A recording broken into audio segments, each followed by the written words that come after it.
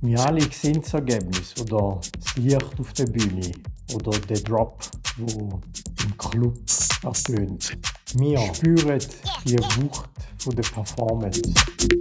Aber was wir oft übersehen, ist die Frequenz dahinter. Die Frage ist nicht, was tust du? Die Frage ist, wer bist du in dem Moment? Wir suchen nicht nach der Standardantwort, wir suchen nach der Formel, nach dem, was bleibt, wenn das Rampenlicht ausgeht.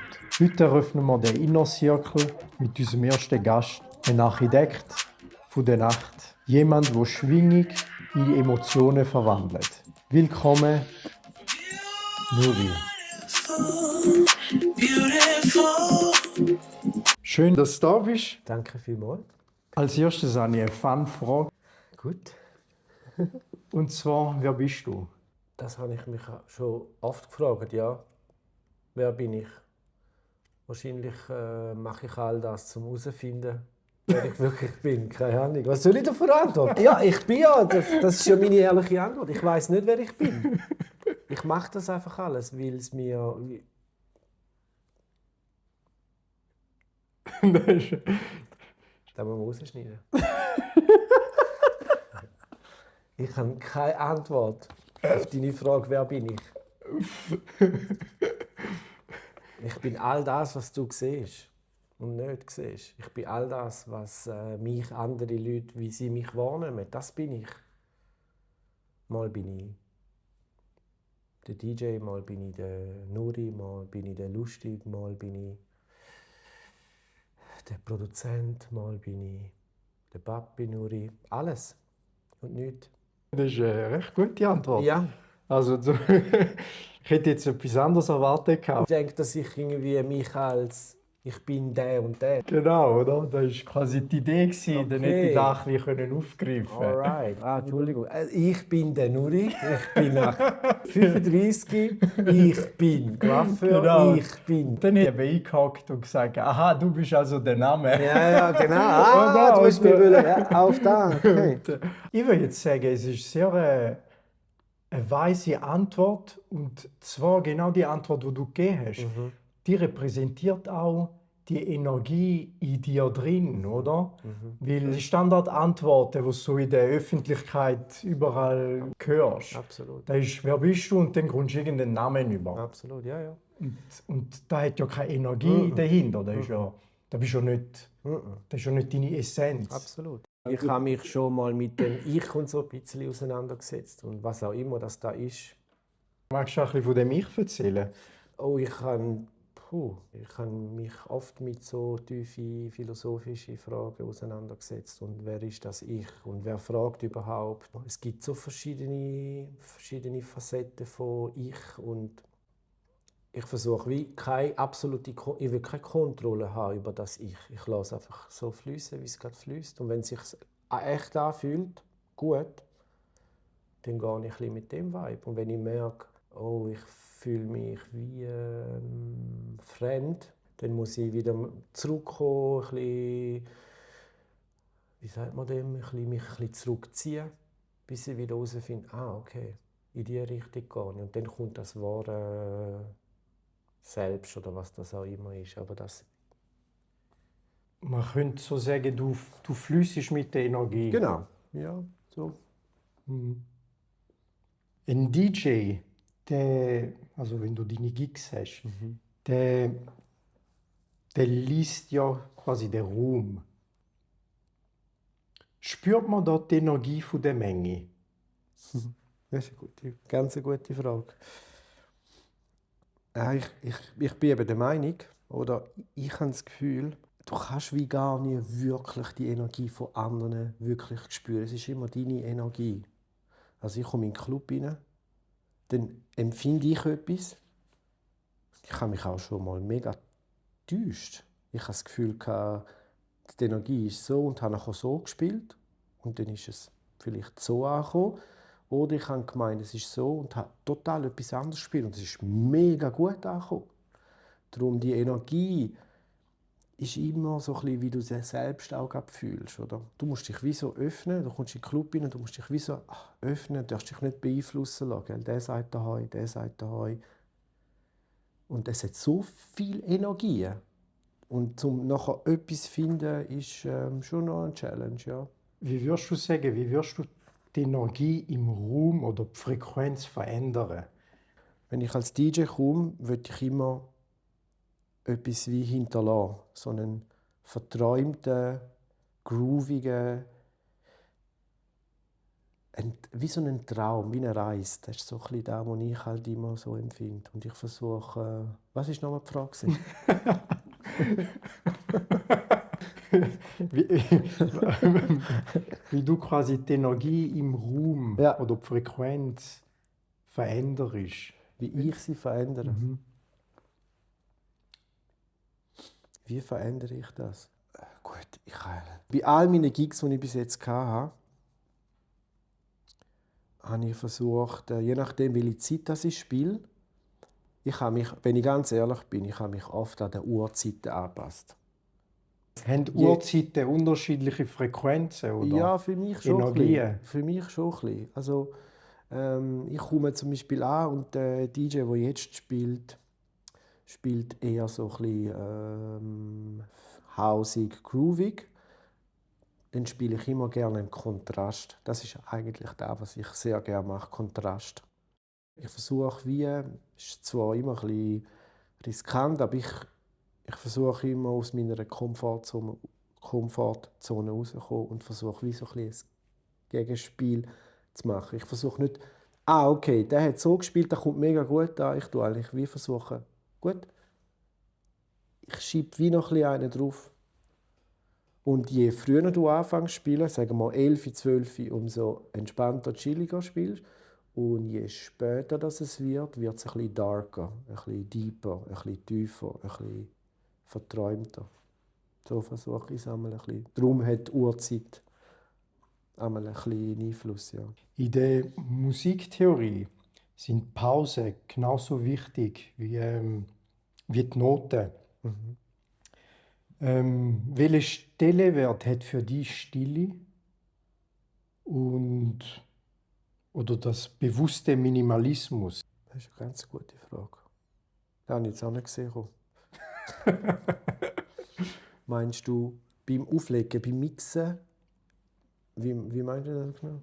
Du hast ja in einer Musik hast ja nicht immer quasi das, dort, wo es voll Ja, ja, abgeht, ja. oder? Sondern hast ja auch Ja. die Pausen dazwischen, oder?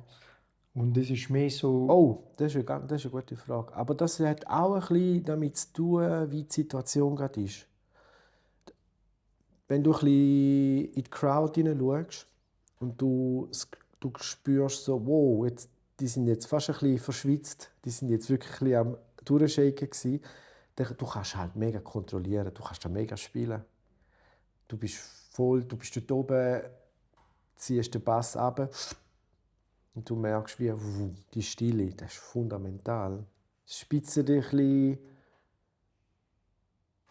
Ja, du bist so ein bisschen wie sagt man dem, weißt du, der vom Zirkus, der Direktor. Du kannst das hure lenken, oder? Und darum ist es sehr, sehr wichtig. Ich bin jetzt einer, der gerne viel so zwischen Pausen reinlegt, so die Stille, der Break-Moment, ja. Viele DJs spielen ja für sich selber oder für ihren technischen Stolz. Und wann hast du gelernt, dein Ego quasi an der Garderobe abzugeben und ohne da reinzulaufen ans Set? Was steht so? Ja, wie beantwortet man das? Wenn ich ganz ehrlich bin, Ich nehme mein Ego nie in den Club mit rein. Ich glaube, das Thema mit dem Ego, das hat bei mir in der Musik als DJ gar keinen Platz. Ich komme dort immer als egolos, keine Ahnung. Also für mich ist ja Ego eher so ein bisschen etwas Negatives. Mhm. Darum, ich versuche schon in den Club hineinzukommen und für alle miteinander zum Spielen. Egal, ob ich jetzt mit jemandem zusammenspiele oder allein spiele. Es ist nie ein Ego-Spiel, es ist wirklich immer Energie für alle. Könnte man da wieder quasi zurück zum Anfang führen, dass du immer mit der Energie quasi mitgehst, Ja, oder? absolut. Ich komme dort an und mir geht es wirklich nur um die Musik und den Vibe. Da ist kein Platz für Ego. Wirklich kein. Wir leben ja in einer Zeit, wo Synchronisation oder es muss alles perfekt sein, geht uns die menschliche Unvollkommenheit irgendwie verloren. Oder wo dürfen die Fehler bewusst platziert werden? Also wenn es jetzt darum geht, in einem DJ-Set oder jetzt gerade, wenn ich einen Gig habe, mir passieren so viele Fehler. Manchmal spüre ich es, manchmal merke ich es gar nicht. Also, es ist mir nicht egal. Ich hadere schon manchmal an dem, wenn ich denke, mein Gott, wie habe ich das nicht hören können? Das war ja ganz klar daneben gewesen. Wenn ich ganz ehrlich bin, ich meine, ich mache nicht schon seit gestern Musik. Ich komme ja aus einer musischen Familie. Ich habe so viel Musik in mir. Ich spüre selbst, wenn ich daneben bin irgendwo, dass es irgendwie super war. Aber es ist noch nie groß aufgefallen oder so. Und die Leute nehmen es dir auch nie übel. Ich mache gerne Fehler im Fall, wenn ich ganz ehrlich bin. Mir ist nicht egal. Ich mache es nicht absichtlich. Aber ganz ehrlich, passiert mir schon etwa die mal, ja. Manchmal höre ich es nicht, manchmal bin ich so tief im Vibe drin. Manchmal denke ich so, oh, ist das jetzt mein Track oder ist das der andere Track? Ich höre es manchmal wirklich nicht. Ich habe auch ein bisschen, wenn ich ganz ehrlich bin, ich habe ein bisschen Tinnitus.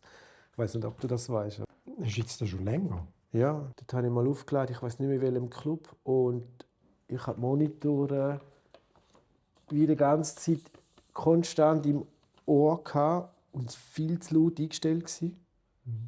Aber ich war so aufgeregt und so im Vibe, dass ich nicht gross mir Gedanken darüber gemacht habe. Und ich weiss noch, als ich heimgelaufen bin, ist wie so Flüssigkeit rausgekommen. Okay. Ja, und dann bin ich am Montag zum Arzt und dann haben wir einen Hörtest gemacht. Ich kann extrem gut hören, aber ich hatte wie so einen Hörsturz gehabt und darum ein Pfeifen, ja. Wirst du heute etwas anderes machen, um da Absolut. Schonen, schützen. Ja. 100%. Ganz klar. Ich empfehle das jedem, der in einen Club hineinkommt oder an ein Festival. Der Körper verzeiht da wie nicht, weil die Frequenzen sind zum Teil schon sehr, sehr, sehr schädlich. Je nachdem, wie man steht, wo man steht. Aber wenn ich ganz ehrlich bin, vielen ist es auch wie so ein bisschen egal. Viele sind auch gar nicht so anfällig auf das. Jetzt. Vielleicht später dann. welchen Track würdest du spielen, wenn du wüsstest, du spielst heute zum letzten Mal vor Leuten? Wow. Das ist eine fette Frage. Ja, das ist richtig gut.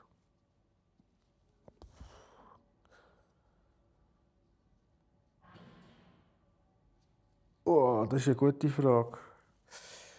Es gäbe wahrscheinlich einen, wo ich...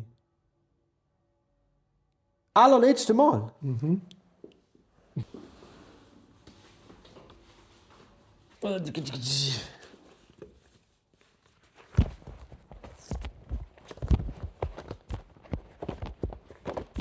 Ja, ist jetzt fies, oder?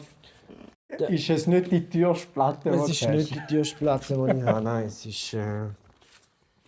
Okay, der Titel steht nicht drauf, aber es ist von Grant. Das ist ein bisschen ein komplizierter Name. Aber der Künstler, der macht für mich etwas vom Schönsten, was es gibt. Wie heißt denn der Track? Darf ich schnell nachschauen? Grand oder Grant. Und der Track heißt Maltbrunn. Ich habe den vor Jahren mal gehört in einem Set. Der hat einfach alles, was ich wirklich abfeiere. Der hat alles drin. House, groovige Vibe, wunderschöne Vocal. Und ich liebe so Tracks. Ich liebe so Tracks. Der hat wirklich ein oder fast 1,5 Minuten Break drin. Und es baut so richtig die Stimmung auf. Und nachher kommt dann nochmal BAM. Blas die weg. Gibt es Gott sei Dank nur Vinyl auf Platte. Und ja, den habe ich mal. Das ist einer meiner Juwelen. Du tust ja selber auch Lieder produzieren. Wie viel Einfluss nehmen fremde Energien auf deine Werke ein? Nicht einmal so viel. Ich habe keine. Also entweder sind es nicht so viel oder extrem viel, aber ich kann es nicht einmal, ich kann es nicht gross kontrollieren. Ich meine, in meinem Kopf hat es Milliarden von Milliarden Sounds. Und es ist eigentlich noch interessant, weil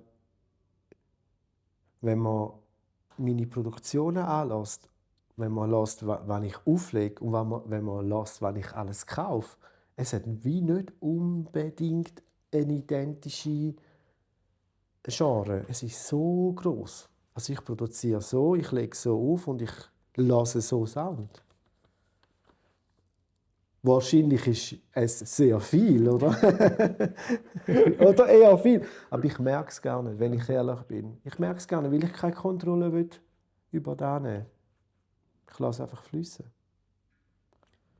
Wie war der Moment in deinem Leben, wo aus dieser Berührung zum Auflegen du gewusst hast, okay, da ist mehr als nur so quasi ein Hobby oder Ich glaube, knapp 18 geworden, oder 18 oder 19 bin ich gewesen. Dort habe ich einen Künstler an ihm zugelassen, etwa 2 Stunden. Dort habe ich gewusst, yeah, Mann. Das will ich auch. Ich habe ja vorher schon immer Musik gemacht, auch im Jugendtreff habe ich immer aufgelegt. Ich habe ja schon früh angefangen mit so DJ-Zeug, Equipment, Controller. Aber ab dem Punkt in dem Club, wo ich den ganzen Vibe, die Energie gespürt habe, dort habe ich gewusst, yes. du hast vorher angesprochen, dass du musikalische Wurzeln schon irgendwo mitbringst. Magst du ein bisschen mehr von diesen Wurzeln vorhanden ist erzählen? Ja, sicher.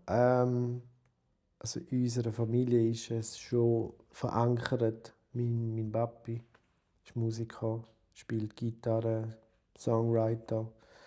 Wir sind schon als kleine Buben sind wir immer mit, wenn mein Vater einen Gig hatte, ein Konzert gespielt hat, wirklich schon immer Gitarre gehört, überall. Dann ist die Michael Jackson-Zeit gekommen, wo man halt immer versucht hat, nachzutanzen wie er.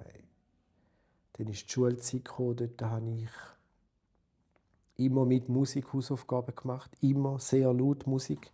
Ich habe das Radio so angestellt vor mir, aufgeschoben und ich konnte nicht anders Hausaufgaben machen. Und nachher hat es im Fall so angefangen, nachher mit Tanzen, Breakdance. Also es kommt schon früh von daheim. Und nachher mein Bruder auch immer Musik gemacht, Gitarre gespielt. Andere Kollegen, gute Kollegen. Und nachher sind meine Geschwister gekommen, sie zwei auch. Das ganze Haus, die ganze Wohnung ist eigentlich, jeder Raum, den du aufgemacht hast, entweder der ist am Ballett, der ist am Breaken, der Geige, Gitarre, Piano, also in jedem Raum. So wie eine Kunstschule, Ja, oder? wirklich, ja. Das war einfach ein riesen Fest immer bei uns. Also das heisst, die Frequenzen sind immer schon irgendwo mitgeschwungen. Ja. Meine Mutter hast einmal in der Küche gehört singen. Hey, das ist bei uns schon einfach Musik, ist einfach schon immer vorhanden gewesen, wirklich permanent. Jeder Künstler, der kämpft auch mit Zweifel. Was ist dein Ritual, um, ich sage jetzt mal, die kreative Energie wieder zurückzuholen, wenn mal ja, Quelle so quasi wie verstummt? Wie mache ich das?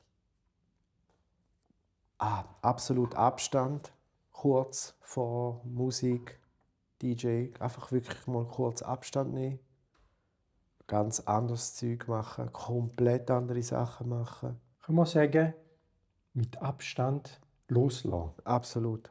Ja, kurz loslassen. Das ist, das ist jetzt quasi eine Beobachtung, die ich selber gemacht habe. Ja. Wenn man etwas will, egal ob es jetzt kreativ, egal um welche Energie das es geht, schlussendlich Energie ist halt Energie.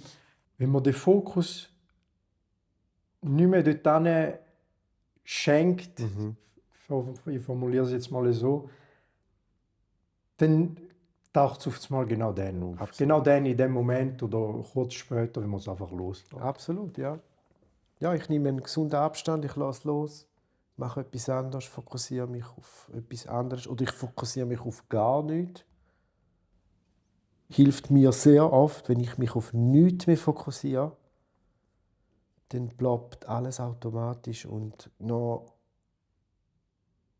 einfacher und ich komme wie noch besser an.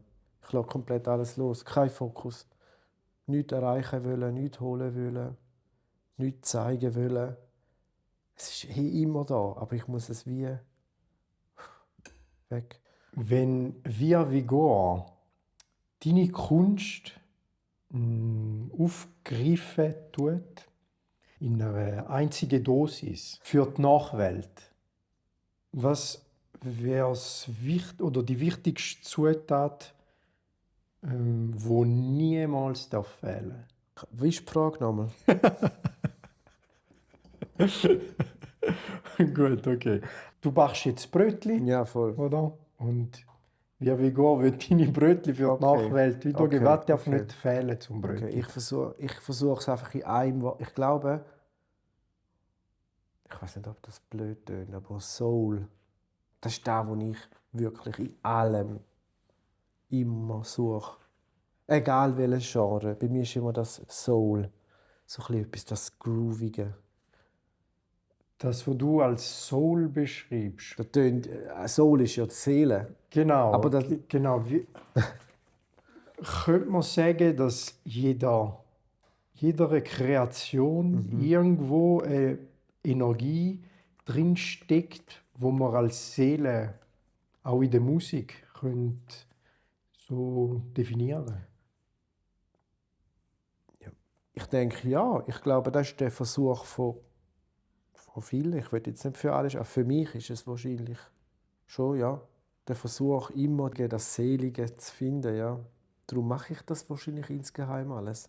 Das ist das Wort, das bei mir immer ganz groß geschrieben ist. Auch wenn ich es vielleicht nicht sage oder schreibe, aber das Soulige, das Groovige, das ist da, wo ich immer wieder das Magnet. Welchen Rat würdest du deinem 18-jährigen Ich quasi geben, um die Reise als Künstler quasi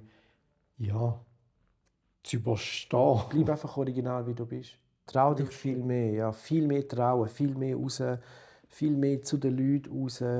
Zeig deine Sounds, auch wenn sie noch nicht clubreif sind oder was auch immer reif. Trau dich, hau das Zeug raus. Warte nicht auf den. Es gibt keinen richtigen Moment. Es gibt wirklich keinen.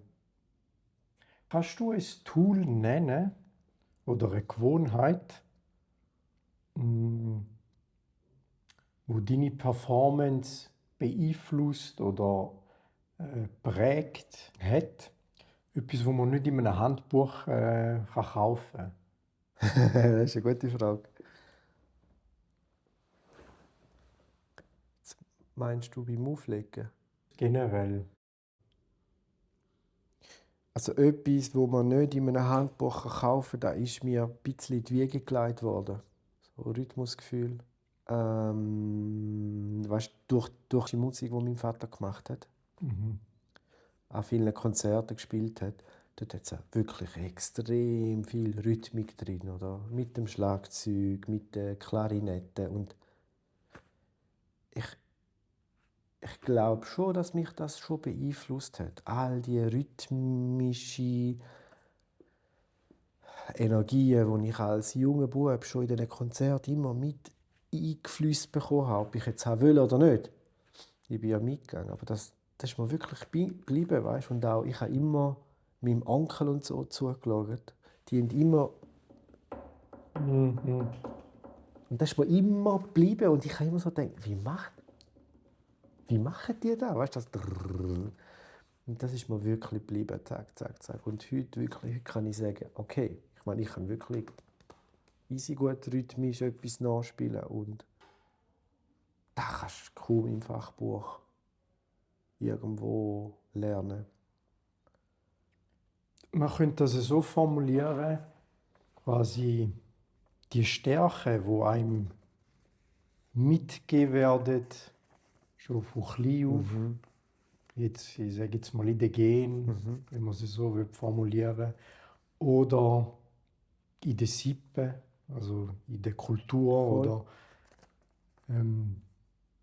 dass man die aufgreift und integriert. Absolut. Ganz klar, ja. Hey, wenn du es bekommen hast, dann musst du nutzen. Ich meine, ich habe das. Ich kriege das nicht weg. Es ist in mir drin, oder? Ich weiß von dir, dass man demnächst ein paar Tracks von dir bewundern, die rauskommen. Ja. Magst du dazu etwas verraten? Oder? Ja, sehr gern. Also ich kann mit einem sehr talentierten, guten Freund von Italien, Noah, letztes Jahr an einem Projekt gearbeitet und aus dem heraus sind 3 Tracks entstanden. Da kommen jetzt 2 Tracks raus. Über das Label von ihm. Und ja, es ist so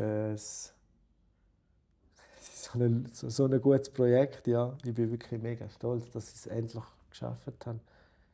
Die ganze Arbeit an sich war wirklich mega speziell. Ich bin auf Rom geflogen, bin zu ihm heim. Wir haben uns daheim wie verschanzt. Wir haben genau gesagt, wir gehen hier nicht raus, bis wir die Tracks haben. Und dann sind wir angehockt und dann ein nach dem anderen, bam, bam, bam, bam, bam, Kaffee. Wir sind 10 Stunden vor dem Laptop gesessen und wirklich so geschnitten, gemacht, kurz geatmet, wieder entspannt, schnell laufen, wieder heim und wirklich bam, bam, bam. Ja.